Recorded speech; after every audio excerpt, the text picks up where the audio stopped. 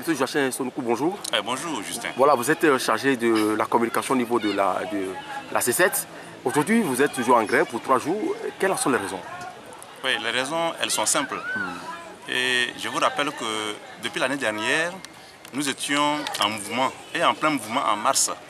Et le gouvernement avait demandé à ce que le syndicat, la fédération des syndicats d'éducation, arrête le mouvement pour qu'à la rentrée, au plus tard, c'est-à-dire dans 6 mois, qu'on ait les statuts particuliers, en application bien sûr.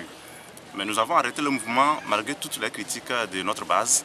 Voilà, la rentrée est arrivée, on sort un document, disons, inachevé. Non seulement le document est inachevé, mais les amendements que nous avons apportés pour que le document soit prêt n'ont pas été pris en compte.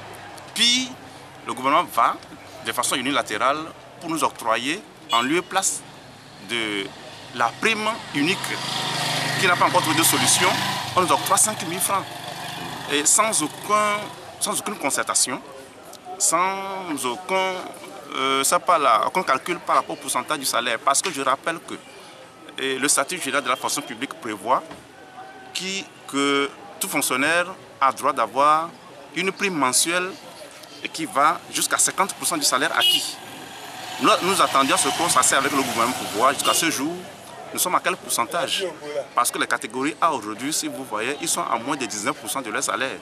Mais on ne peut pas se lever comme ça, nous octroyer 5 000 francs pour une prime qu'on nous a dit d'attendre jusqu'à la rentrée pour l'avoir.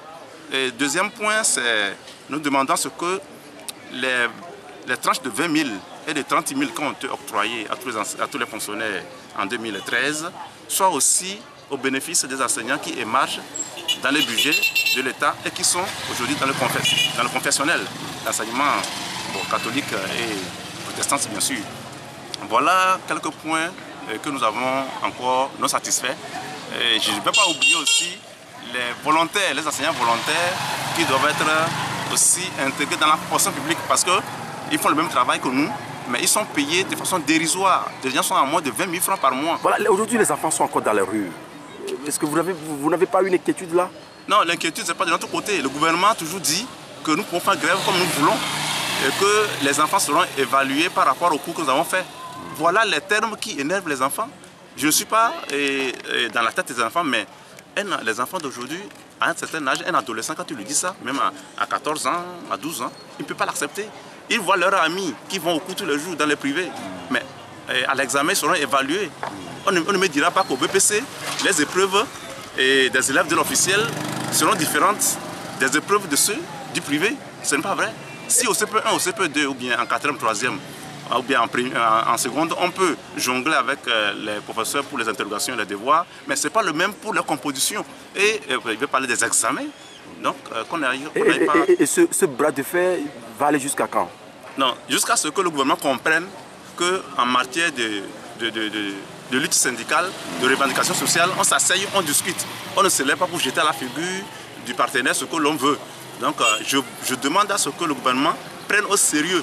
Parce qu'habituellement, quand on commence les grèves, on banalise, on dit bon, ils ne vont arriver nulle part, c'est un groupuscule de personnes.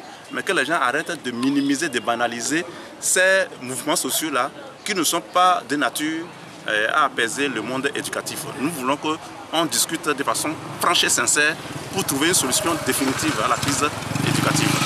Monsieur Joachim Sonoukou, merci beaucoup à vous. Merci à toi, Justin. Merci.